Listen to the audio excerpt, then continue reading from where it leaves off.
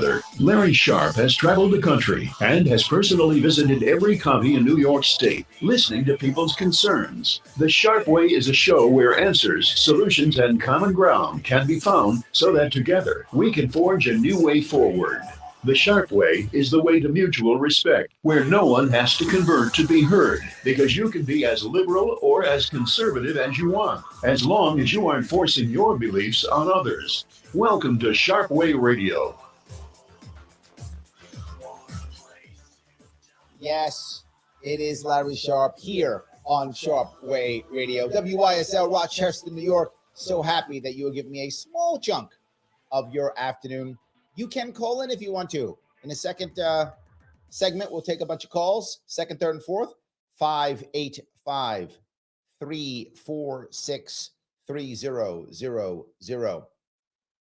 You know, you're looking all over New York State, and all you hear about is migrants. It's a common thing. Illegal immigrants, undocumented workers, migrants. You pick the title. But what it means is a bunch of people coming into this state that this state was not ready for. That's for sure. Now we have the illustrious, the awesome Eric Adams. Yes, I'm being facetious. He's now deciding that he might be using private homes to house migrants. I'm not joking. It makes me think, you know, people are all upset about these immigrants coming. Back in the 80s, 70s even, but 80s, I remember my mom worked for a German bank. And the bank she worked for would hire people locally too, of course. It was a German bank, but it hired people locally, my mom included, and brought some people from Germany over to work in the bank, of course. But I remember one of the people who was her friend. She was an illegal immigrant. She was an undocumented immigrant. And everybody kind of knew, and nobody seemed to care. She was using a relative's social security number. Nobody seemed to care. Went to HR, whatever. A bunch of people knew this and were doing it. This was not uncommon. And this person actually wasn't Mexican or Guatemalan.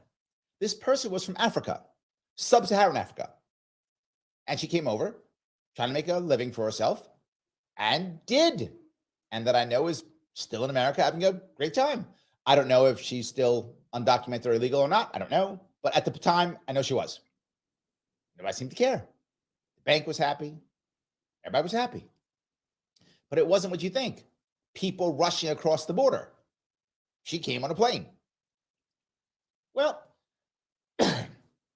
years later, 90s, in that era, I was running around New York, meeting people, as always, late 90s, and I meet a couple guys who are hot dog vendors, and they have an accent, and I think maybe they're Arab or something. I didn't know, right? Maybe from the Middle East or something.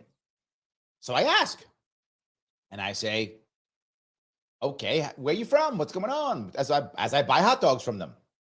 And I find out that one of these guys is from Egypt. I'm like, okay, Middle East, okay. I was kind of right. So he tells me how he's making money selling hot dogs. And I say, how do you get like health insurance and stuff? Like, how do you do that kind of thing? He said, no. Me and my families, we all get benefits. I said, but you got a job. Like, I'm watching you. You sell hot dogs. Like, you got a job. He's like, oh, no. They don't count that. What? He's like, yeah, they don't count that. I make money every morning. I come out here, get ready, get out here, sell my hot dogs for the afternoon, for the evenings. And I go home. I make good money. He doesn't make good money. My daughter's in college. I'm like, you paying for college? He's like, yeah. And you get all the benefits. He's like, yeah, get them all. Yeah, of course. Went down to Social Security. They gave me everything. I said, okay, whatever. I thought he must be the oddball. So let me ask another guy. I must have asked 6 guys in Manhattan. For some reason, at this point where I was in Manhattan, and at this time, a lot of these hot dog vendors were from the Middle East. I haven't really checked recently, But that was a thing then for sure. And every one of them had the same story. Oh no, we came over, went to Social Security, got all the benefits, and started being vendors. Like, damn, this is a good deal. Fast forward about 10 more years. This is before Uber was rocking and rolling. Probably 15 years ago, give or take, in that area. And I meet a bunch of guys who are basically car service drivers, limo drivers, car service drivers. And a bunch of them, as I start asking, are from Eastern Europe. Ukraine, Poland, Belarus, Yugoslavia, former Yugoslavia, all those places, right? Eastern Europe-ish, that area. So I ask them, same thing. How you like getting benefits and stuff like that? Oh, no, we get all the benefits. What? Yeah, get them all. But I see you have a job. You're literally driving me. You have a job. Nah, it doesn't matter. The system doesn't care. And I then ask more people, same things. So now over the course of 40 years, 30 to 40 years, Africans, Middle Easterners, Eastern Europeans, all working, all getting benefits from Social Security Administration. And here's the worst part. At this point, I'm just some guy. It's not like I'm a reporter or a cop or a politician. I'm some business consultant running around the city. And they're telling me right to my face, open, not afraid at all. I was surprised. But it made me think that this is a racket. This is a racket. It's how people get paid. Everybody gets paid. And I don't just mean the immigrants, them too, of course, but everybody involved. And back then I thought, well, it must be bureaucrats. And it is, because the more we can build out a bureaucracy, which is what they do, build out a bureaucracy, they have to keep supporting people. If they don't support people, then they can't keep their jobs and they can't validate everything they're doing. Literally, think about this for a moment. If I'm in some bureaucracy and I come to you and I go, hey, boss, I serviced 100 people this week. You go, amazing. Good job, Larry. Keep going. Next week, I serviced 125. Oh, my God, Larry, you're killing it. Keep going. You keep doing this. We're going to get some extra money from the government. We're going to hire somebody, maybe give you a raise. All right. Now I go service 150 people. You're amazing, Larry. Next month, boss, our system's working. I'm down to 100. What do you mean 100? Well, people got off the system and they're working now. So I'm not servicing anymore. We can't have that, Larry. What do you mean? I thought the whole deal was to help people so they can go off and not be on this anymore. No, that's not good. Then how am I going to validate your raise I was telling you about? How am I going to validate the new person we're going to hire? You better service some more people. But boss, they're doing good. I don't have to. You better find somebody. So now in comes immigrant, who maybe shouldn't get it. I close my eyes. I go, well, if you had a new Social Security number, I might not say anything. I know a place where you can get some. Boom. All of a sudden, I'm back to 150 people again. 50 of them shouldn't be on the rolls, but they are. I'm getting my raise. We're getting our new person. My boss is real happy now. Don't ask, don't tell. That happens all the time. And I watch it happen. It was a racket. It was basically an industrial complex. Why do I bring that up now? Because the same thing is happening. It's just different. Now it's not Africans and Eastern Europeans and Middle Easterners coming on planes and doing gig work and still getting cash. It's not that now. Now it's South Americans, Central Americans, Mexicans. Now it's them coming up and getting paid also. But more importantly, it's the side people who get paid. Back in those days, which still may be happening, there were a ton of nonprofits that were assisting people, getting grants from the federal government, getting grants from the state government to help these migrants get on the rolls. They're all getting paid. Now, hotels get paid. Not just hotels get paid. Everybody gets paid now. Now we're talking about doing it for schools. School districts get paid now. Oh, not just that. Now they're literally considering private housing. Oh, you're wealthy and you got a couple extra rooms? I'll throw you some cash so you can keep some migrants there. Where's this money coming from? I'll tell you where it's coming from. Two places. Our taxes and the Fed printing more fake money. And it just keeps coming in. Uncle Joe keeps writing checks and you keep writing checks. That's exactly right. You keep writing checks and Uncle Joe keeps writing checks. And the money keeps going. This has become a migrant industrial complex. I wish I was joking. I'm not. It was bad years ago, but at least those people were actually working and most of them were actually paying taxes. So it was fake Social Security numbers, but at least they were paying taxes. So at a minimum, we were getting some cash out of it. I mean, at a minimum, still bad, but we were getting something out of it. Now, are these people even working?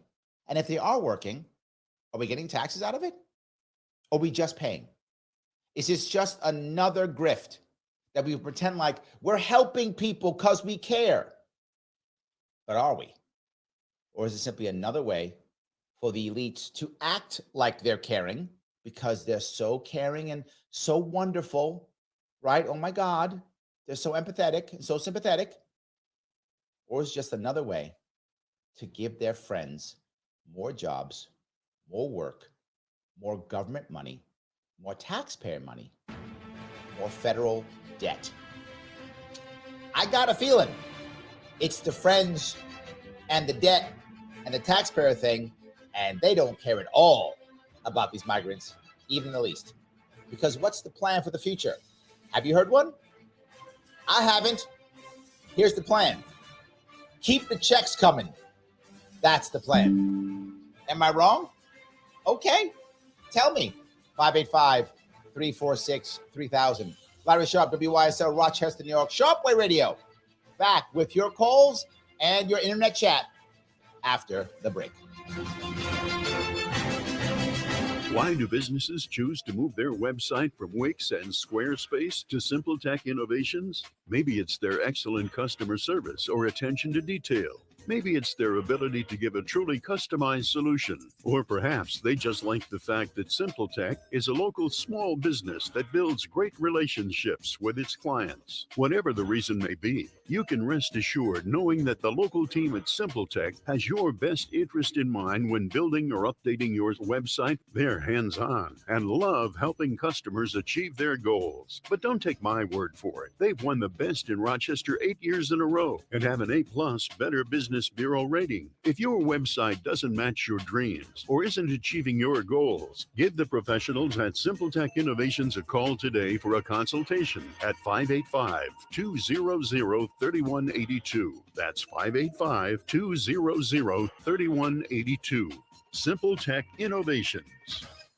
Inside the Taylor Laboratories. Hey, Tony, what you doing? A little experiment, Zach. Look what I have under the microscope. Ugh, what's that? A sample of indoor air. How can it be that dirty? Don't AC and furnace filters help? Only with dust, Zach. But when Taylor installs a whole house APCO air purifier to detox the air, odors, chemicals, mold, bacteria, and viruses are removed. For clean indoor air. Yep. Ain't science awesome? Taylor, 500 help.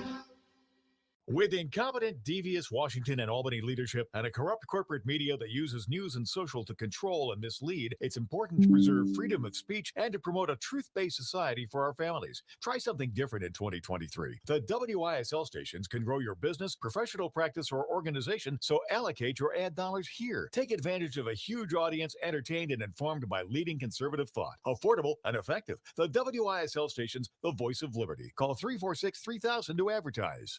Sharpe Way Radio on the WYSL stations. Yes, it is Larry Sharpe here on Sharpe Way Radio. WYSL, Rochester, New York.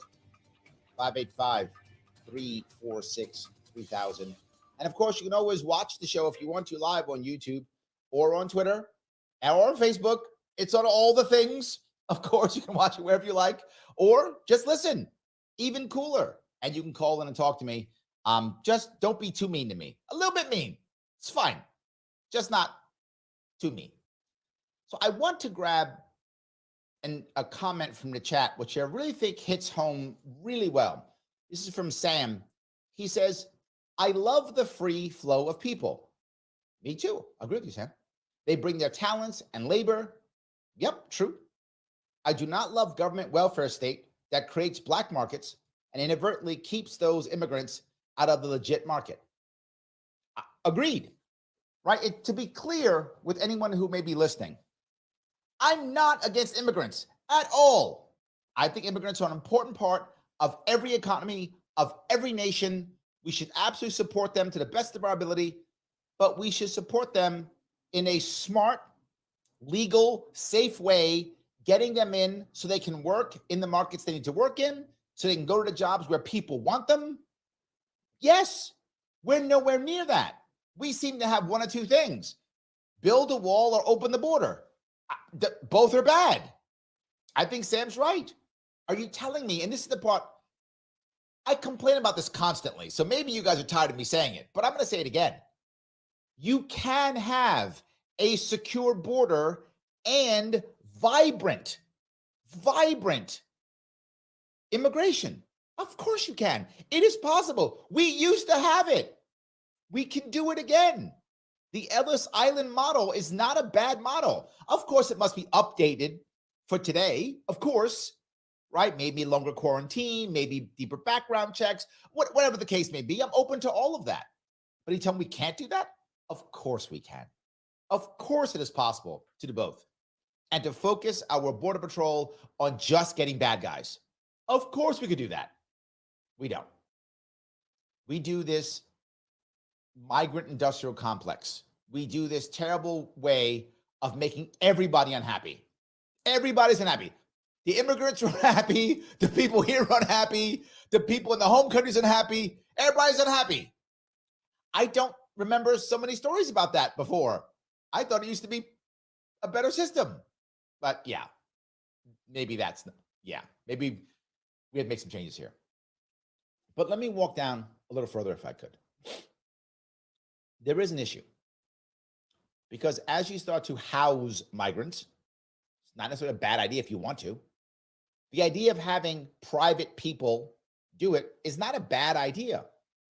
It's bad when government's paying them. Are you telling me that there are not enough people who care enough about either people coming from their fatherland or motherland, right? If they care about those people coming from there, from, say, you're Irish, you care about Irish immigrants, or you're Mexican, you care about Mexican immigrants, or whatever, or even localized nonprofits that would care enough to support immigrants coming in. Of course we can do that. It's possible. Couldn't farm workers and literally create their own nonprofit to help bring farm workers in? They might go, Larry, do we really want that? Why not? If private people care enough to set up their own institutions to where people either donating or somehow making money, if it's private, whatever the case may be, so they can support people coming in and doing the jobs legally, paying their taxes, doing their work, and going home, or staying but being supported either by their own labor or by local communities. Why would I care? Good. Let people who care put their money and their time and their energy wherever they care. If you don't care, don't put your money there. If you don't care, don't put your time and energy there. No worries. No one's forcing you. But once it's taxpayer dollars, I am forcing you. Once it's Uncle Joe writing a check, I am forcing you. And that's my problem. If you care a lot, and there are tons of people who do, you're listening, you might keep up like, Larry, I think immigrants are awesome. I want them all to come. Awesome. Pull out your own checkbook, your own money, your own time. If you're not rich, no worries. Your own time or your own labor, whatever you feel appropriate. Get some people together. Charles, Pittsford, New York. Okay with it. I think we can do this. We have to be open to it. And or private companies. Think about this. A lot of these immigrants are paying coyotes thousands of dollars. Pay a recruiter a whole lot less. Get you a job, set you up. Everything's good. No government taxpayer dollars. None. Let me grab a caller if I can. I'm going to grab Charles if I can. Charles, how are you? I am excellent. Thank you, Mr. Sharpe. So I just wanted to throw something out there when you were talking about individuals collecting assistance and just kind of more of a state control. I recently spoke to my superintendent of the school district. Yeah. I don't know, maybe a couple months ago, because I'm trying to find ways to keep my taxes lower, so on and so forth. And trying to find ways for the school to make money. Well, That's when he informed me back in the 90s that New York changed some kind of law, made it more equality. And, so where the state gives out money to the school districts. And I don't know how you feel about that. I have a problem with that, mainly because now you're talking about controlling the school where I don't like what you're doing, so I'm not going to give you as much money as I did last year. So therefore, now you're controlling the education of the entire state based on the money that each school gets from the state, if the state likes you or not.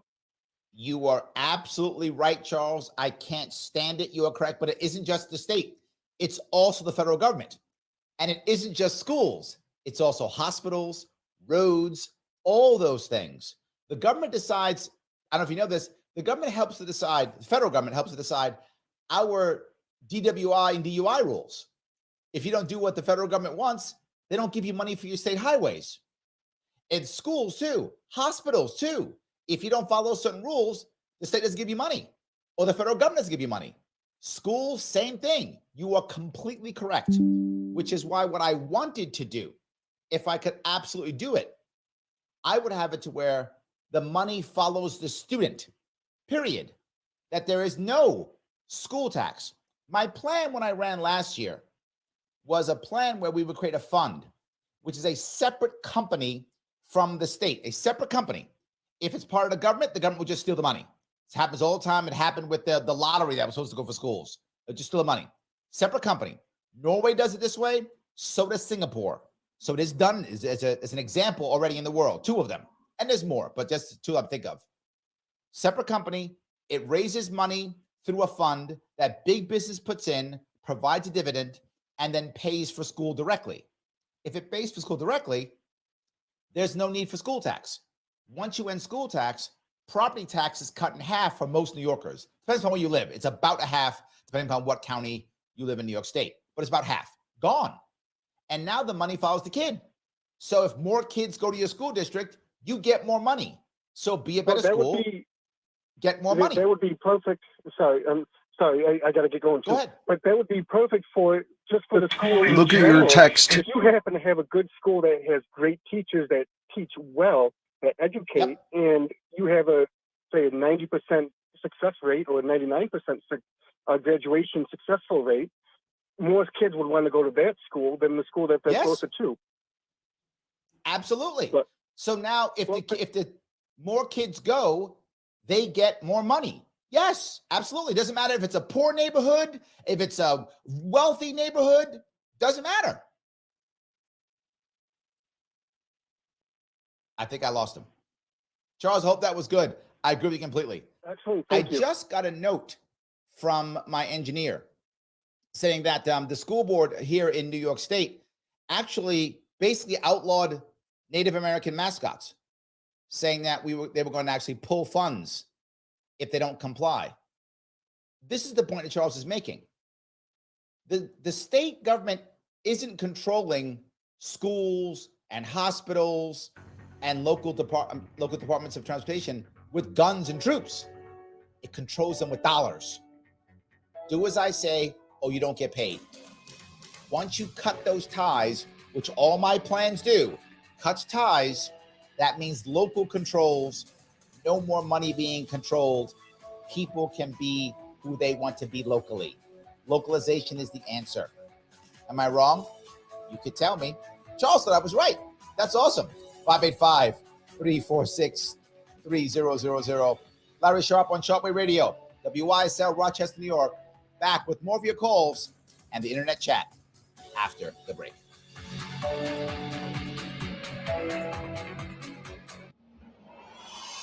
For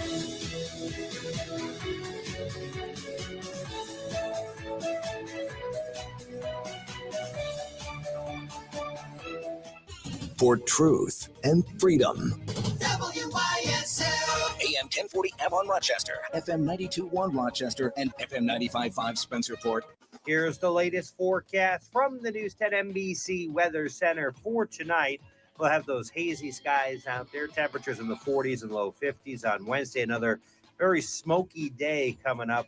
Could be some pretty thick smoke at times, some air quality issues on Wednesday, so be aware of that. Temps near 70. A little better with the smoke, but clouds will come in cooler with a couple of rain showers Thursday, back into the low 60s. I'm Rich Cornelia, WYSL.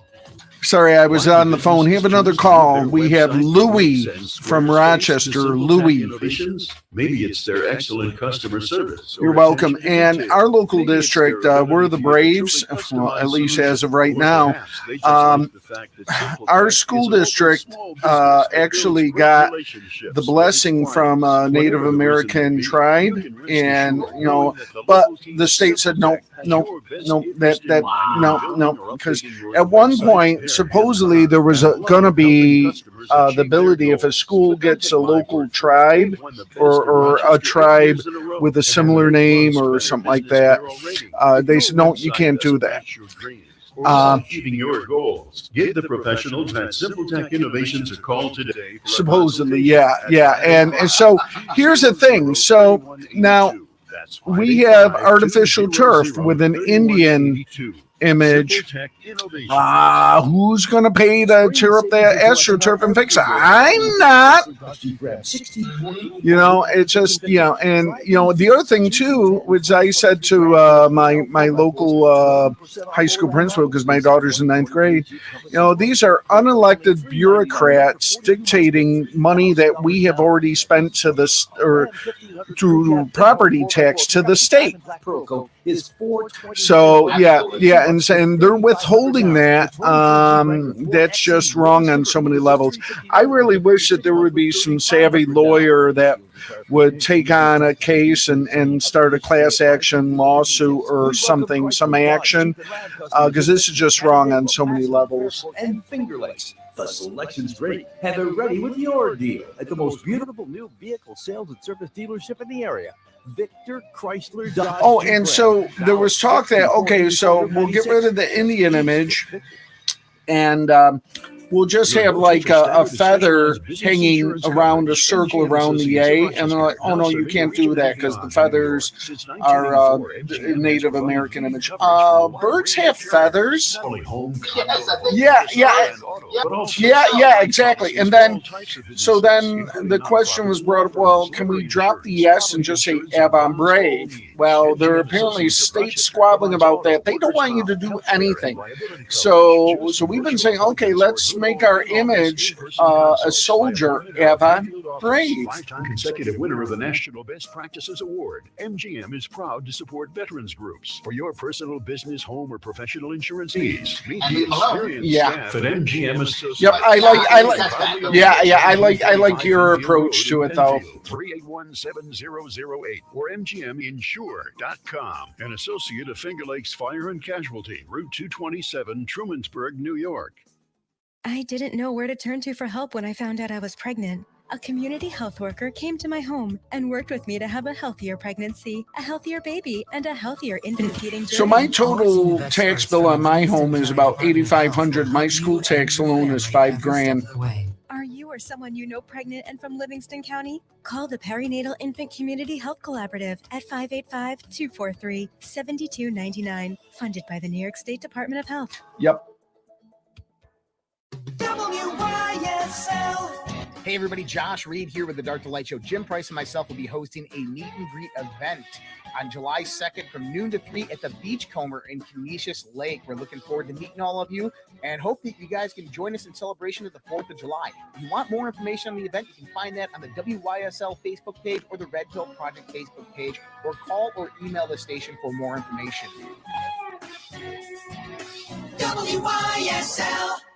Livingston County Pizza Company and Gluten Free Bakery has a great deal on Tuesdays. A large 4-topping pizza for $18, regular or gluten free. Call 226-9575. Open Tuesday through Sunday. Livingston County Pizza Company and Gluten Free Bakery in Avon. Here comes the bloom. Celebrate spring with a Okay, last bat, and we have Louis from Rochester. Gardens and beds. Farm fresh produce too. 7 days You're welcome. a week at J&A Farm Market and Greenhouses. Route 15, just south of exit 9 off 390. J&A, always blooming. Sharpe Radio on the WYSL stations.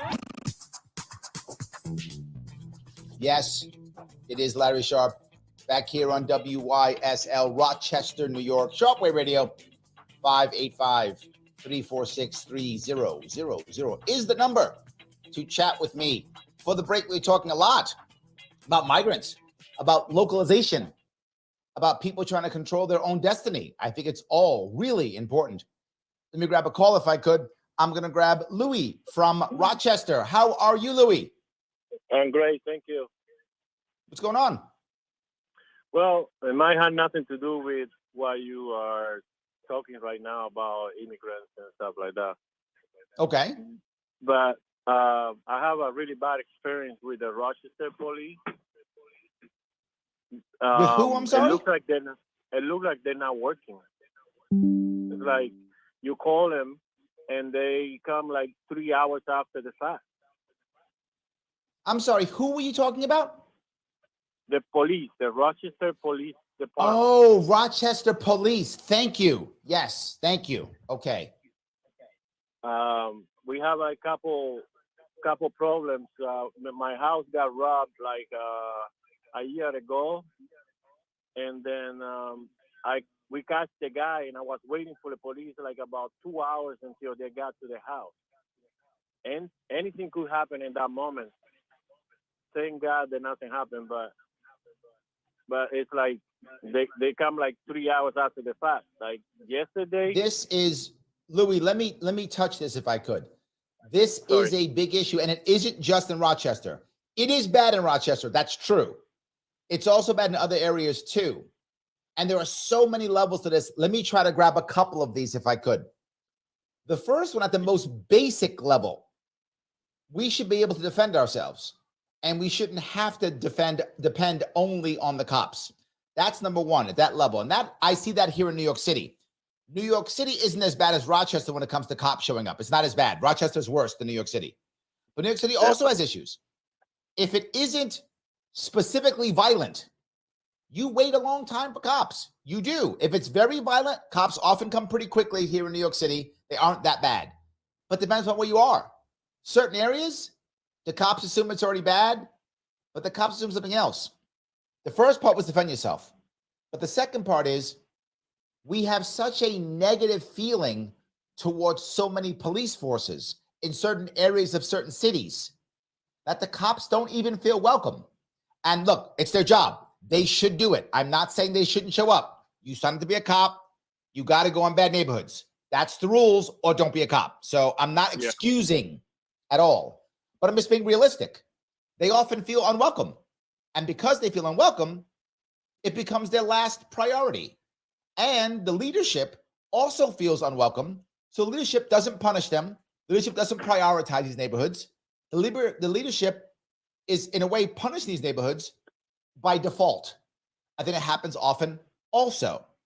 You add on top of that, many police forces are fighting against their own DAs. The DAs and police forces are often not on the same page. And that's a DA's fault. The DA is not communicating effectively. The DA is actually often in many cities anti-cop. You've got to work together.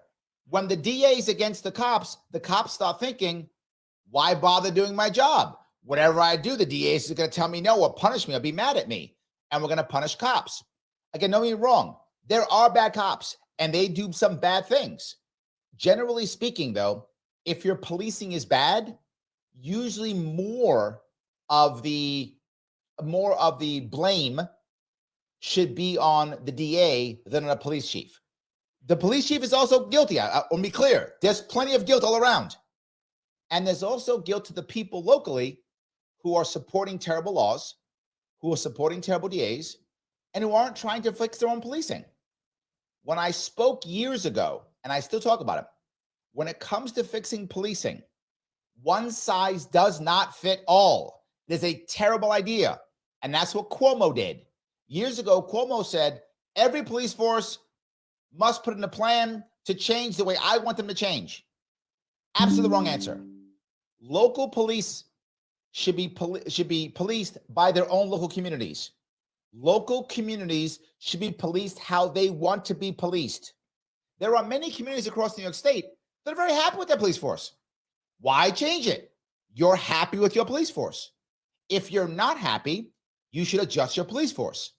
I don't want cops acting the way the governor wants.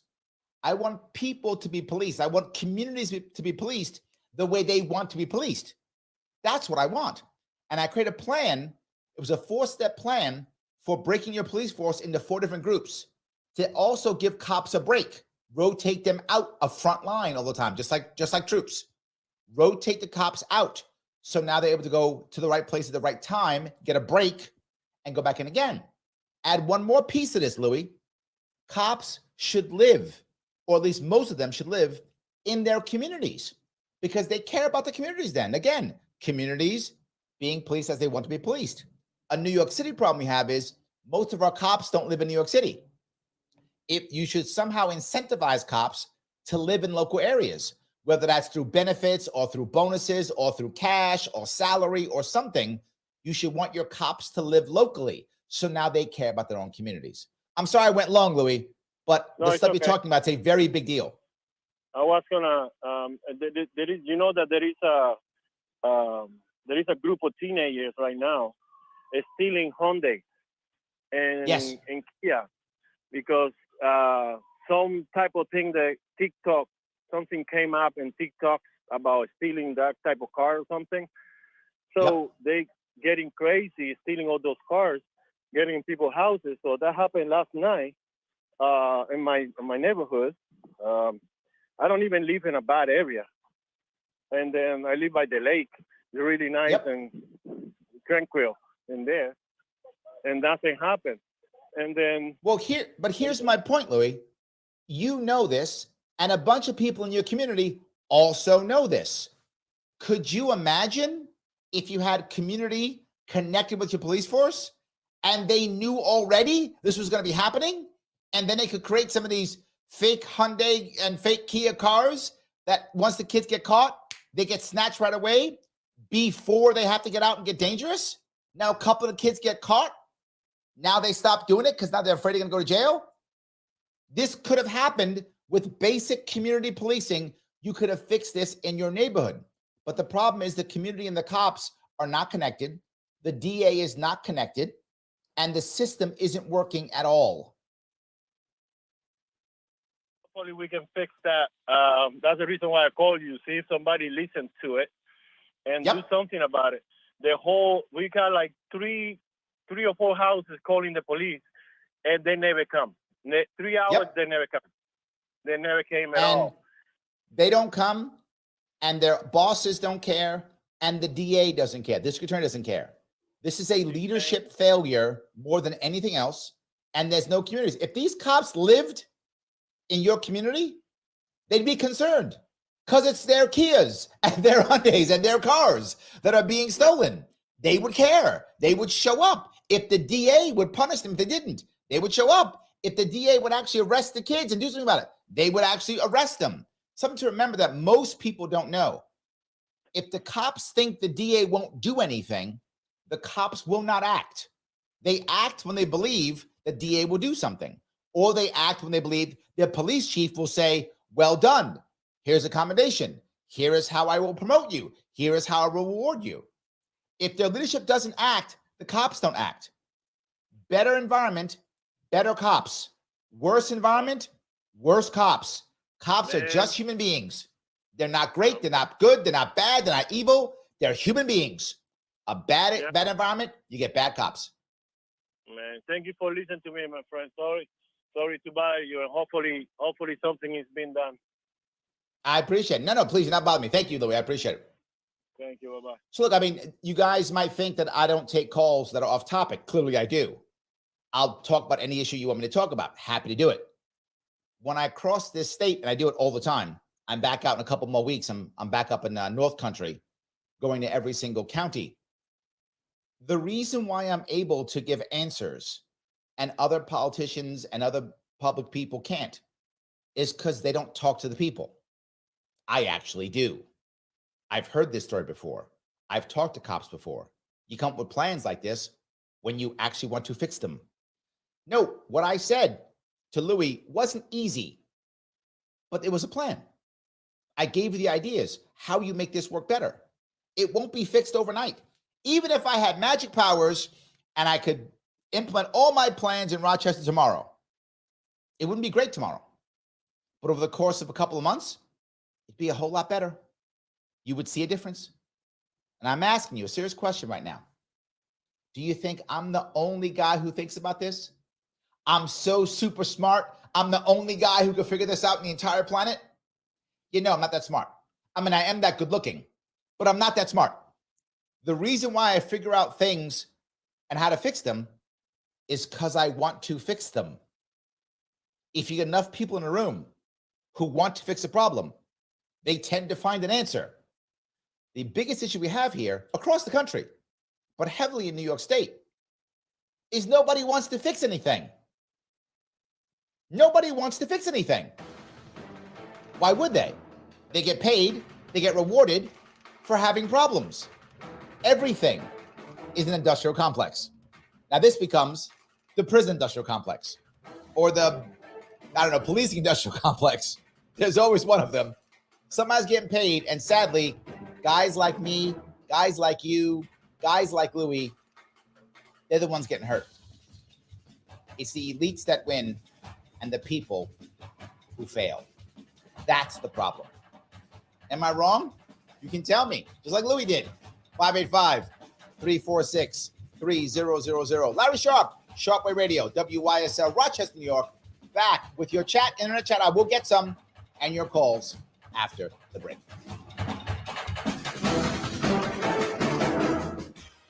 Your business relies on computers and technology to operate. Slow, unreliable networks and servers can cause unplanned downtime and affect your bottom line. The experts at Simple Tech Innovations are here to help. Their preventative maintenance program ensures that your computers and network are kept up to date and monitored for any issues, keeping your business running smoothly. They also help clients achieve HIPAA, PCI, and New York State cybersecurity compliance to keep your network safe and secure. Whatever your business IT needs are, Simple Tech Innovations should be your first call. They've won the Best in Rochester 8 years in a row and have an A+ Better Business Bureau rating. Call them today for a free consultation at 585-200-3182. That's 585-200-3182. Simple Tech Innovations. Don't hate your home. Pick up the phone and call Wise Home Energy. The Energy Star Contractor of the Year, Wise Home Energy would like to thank our clients and employees for this prestigious award. For the 6th year in a row, thank you for choosing Wise Home Energy for solving your ice issues, improving hot and cold rooms, and reducing high energy bills. So don't hate your home. Pick up the phone and call Wise Home Energy at 585-270-5836 today. With incompetent, devious Washington and Albany leadership and a corrupt corporate media that uses news and social to control and mislead, it's important to preserve freedom of speech and to promote a truth-based society for our families. Try something different in 2023. The WYSL stations can grow your business, professional practice, or organization, so allocate your ad dollars here. Take advantage of a huge audience entertained and informed by leading conservative thought. Affordable and effective. The WYSL stations, the voice of liberty. Call 346-3000 to advertise. Sharpe Radio on the WYSL stations. Oh, yes. It is Larry Sharpe here on Sharpe Radio, WYSL, Rochester, New York. So happy that you give me a small chunk of your afternoon. Boy, have we been talking about some stuff here in New York State and some stuff that goes across the entire country.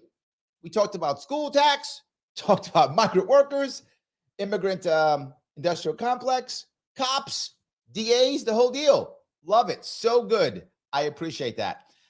I've taken a couple calls. I also want to head down, if I could, and grab some of the comments that have come in on the internet. Ryan says, of course, our economy isn't about producing anything. It's about providing a workforce for cheap. You know, Ryan, what I would say is there is some truth to that, which is we don't produce as much as we used to at all. That's true. But we've done two other things. One I think is good and one I think is bad. The good part is we've become more of a service economy. That's not a bad thing, right? That's okay. I do want us to make things still, but if we open up our service industry, that's not a bad thing, right? Products are still good, but I do want us to stay in service too, right? But the last piece is we've exploded in finance. And again, I'm not against finance. I'm against finance being as big a chunk of our economy as it is. Finance should be a small part of the economy that helps to boost the rest of the economy. That's what it should be doing. It isn't. It is a major part of our economy. In fact, in New York State, it's been the number one or number two industry for decades, right? One or two. Been top one, two, sometimes three, but almost always top one or two throughout New York State's history. But now it's huge. And lots of companies now make more money on financing than producing stuff, right? If you think about it. Back in the day, if you went and bought a car, when you would finance the car, you'd go to a bank. The bank would then give you a loan. You write a check and you give the check, to the car company or dealer. Done. Now, dealerships and the car companies, they finance their own cars. They're making money on the finance. But the car makers, they make money on finance. Back in the early 2000s, GE, company that I thought made like refrigerators and stuff, made more money financing, I'm not joking, mortgages than it did on making refrigerators. So my worry, Ryan, is that finance has become too big and too easy, and many companies, once they make money, they just become banks. They just say, well, I'll just become a bank now. Why bother? Why make stuff when I just loan people money, make money on that? And hopefully, bad loans, and hopefully, I'll make tons of money on fees and fines. Life is good. So I would go even further than you, I guess, in that regard. So yes. All righty. Patty says, millions of immigrants work in jobs growing, harvesting, processing, and transporting and selling food in the United States. 100%. Yes. Absolutely. 100%. Yes. Totally right. Desiree says, yes, both Democrats and Republicans benefited from undocumented immigration back in the day. Desiree, I would say they still do. They're still making money, right? I think a lot of people, wealthy people, want immigration, and they want undocumented or illegal immigration. Of course they do. Cheap labor, what Ryan was talking about, what they want. Mostly in either agriculture is one, and mostly big agriculture, and also hospitality, right? Cleaning services, restaurants, hotels. They love it. I don't know any hotel who's owned by a poor person, right? I don't know any. I mean, that'd be an amazing poor person if you happen to own a hotel. So the wealthy are making money from this. They don't want it to go away. And if you're on the left, if you're a Democrat, you yell and scream about how much you care. And see how good I am? I care about these immigrants. I care so much. And if I'm Republican, I'm on the right, I yell, God, stop the immigrants. They're taking everything. Meanwhile, both of them support immigrants coming in because they're all making cash. Absolutely. I mean, that's the biggest piece. They're all making cash. So yes. Patty brings up, she was talking about the engineer. If you're just listening to this online, the engineer and I were talking about a local school that had a mascot called the Braves. And a local Native American tribe here in New York State said, we're good with it. No worries. Didn't matter. The government got mad. Now, here's the problem with the government. The government in this case isn't like the governor that we at least elected, or the assembly that at least we elected. I mean, most of the assembly is brain damaged chimps, but that's fine. At least we elected them, at least something. It's just bureaucrats who just go, no, it's not good enough. And I want to be clear on something. You don't get to be more offended than the people who are targeted by the, I'm doing air quotes, offensive language. If the Native Americans aren't pissed off, you can't be pissed off. If they're pissed off, I get it. But you can't be more pissed off than them. If they're good with it, you should shut up.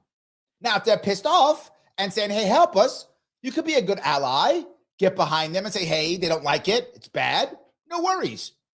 But if they're not mad, why the hell are you? It makes no sense at all.